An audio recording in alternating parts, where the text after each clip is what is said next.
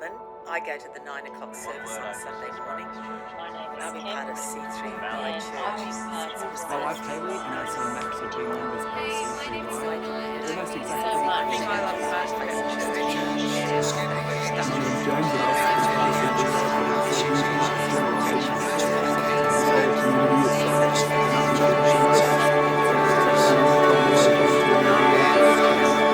reaching young disciples everywhere.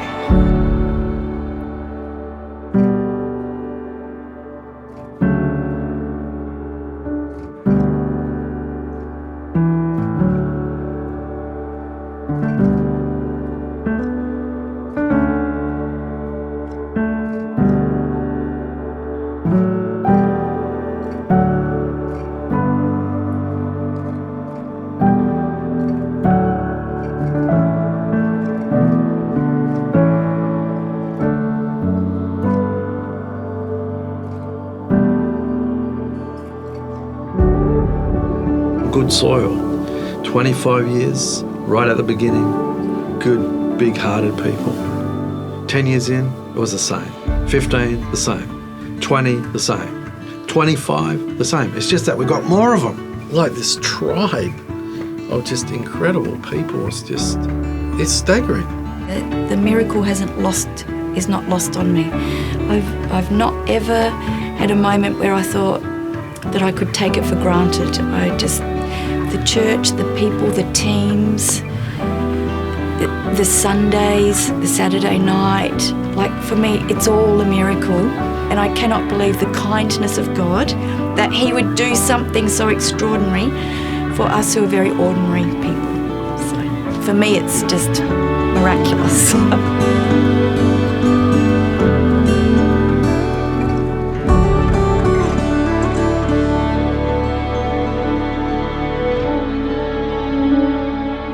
It's a community of people who are just so impacted by what Jesus has done for them, the depth of change and transformation that they've experienced, that they respond in extravagant, beautiful worship, so surrendered to what God is doing, and God is able to use that group of people to impact far more people than any of us could have ever thought.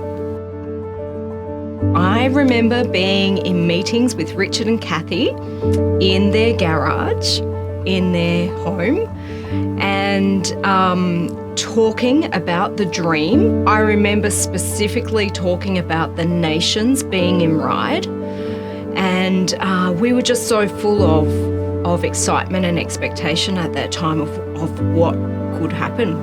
I think there was this incredible passion of that first group of people who were planting and being a part of those early weeks, and this momentum that had been there from the very beginning, really, but was still gathering apace. We arrived at Ryde about 6 weeks in, so I was 34 weeks pregnant, my first child.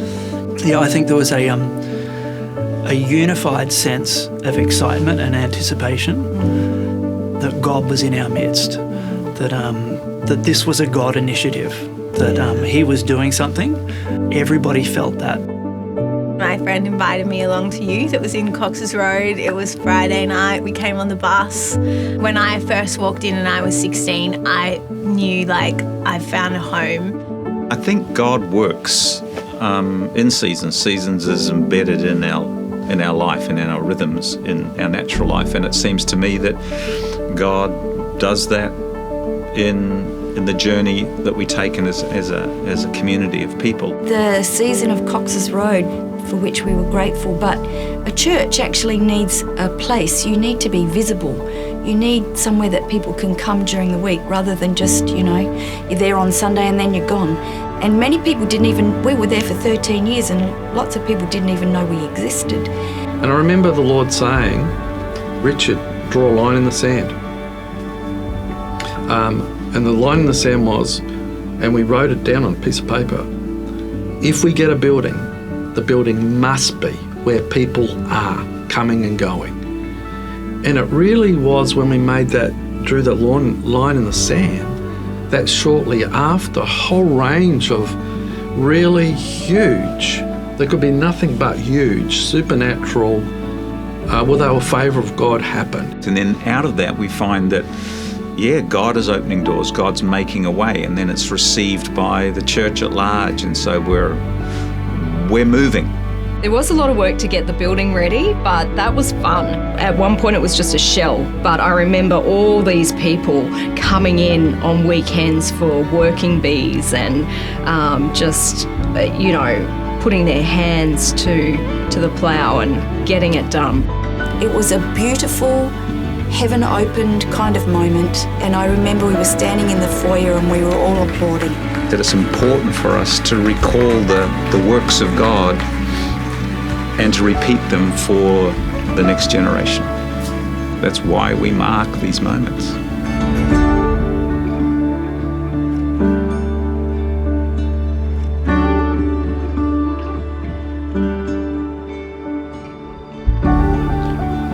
I go to lots of churches and stand in buildings, but I stand in our building and I think, how on earth did this happen? Like, it's absolutely staggering. Like, this is not an ordinary church.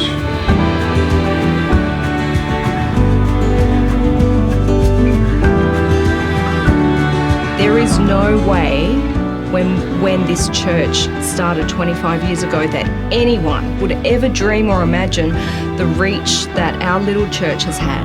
This was God's plan. And so that fills me with hope, because look what he started, look what he did, look what he's doing. Yeah, well, 10 years ago the Lord spoke to me about praying for the future generations of C3 Ryde. And so I started praying for the future generations and even for those not yet born. And then one day I went to a youth prayer meeting, and I just was at the back watching all of the phenomenal youth all praying together. And the Lord spoke to me and he said to me that they will eclipse you. And I was so filled with joy, because I thought that is as it should be in the kingdom of God. And so I just believe the Lord has such a phenomenal future for C3 Ryde that stretches way beyond my lifetime and way beyond anything that we can dream or imagine.